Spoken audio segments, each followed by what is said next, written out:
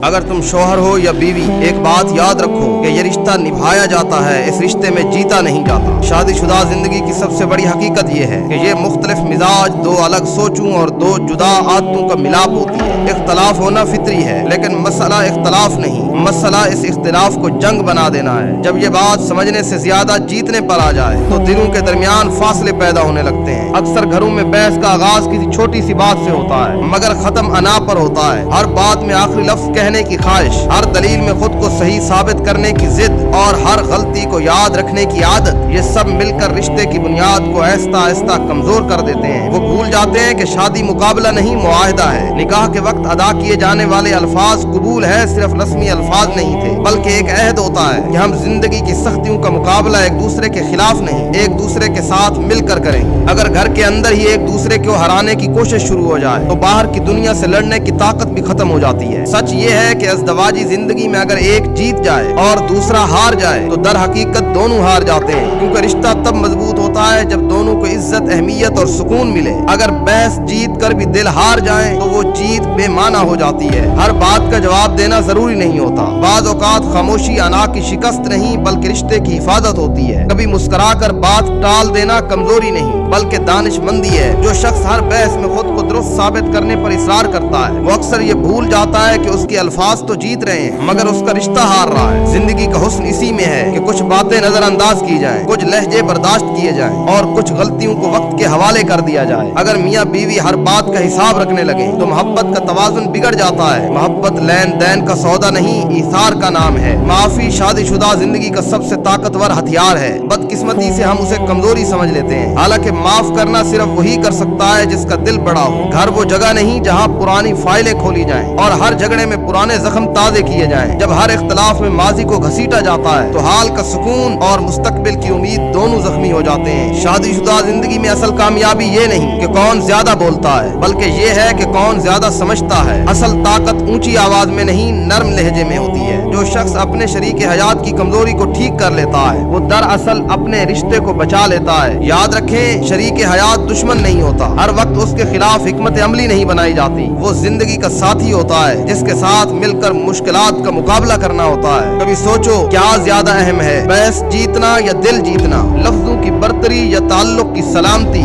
याद रखो कि आखिरकार शादीशुदा जिंदगी का उसूल ये नहीं होना चाहिए कि मैं कैसे जीतूं, बल्कि असल सवाल ये होना चाहिए कि हम दोनों कैसे जीतें।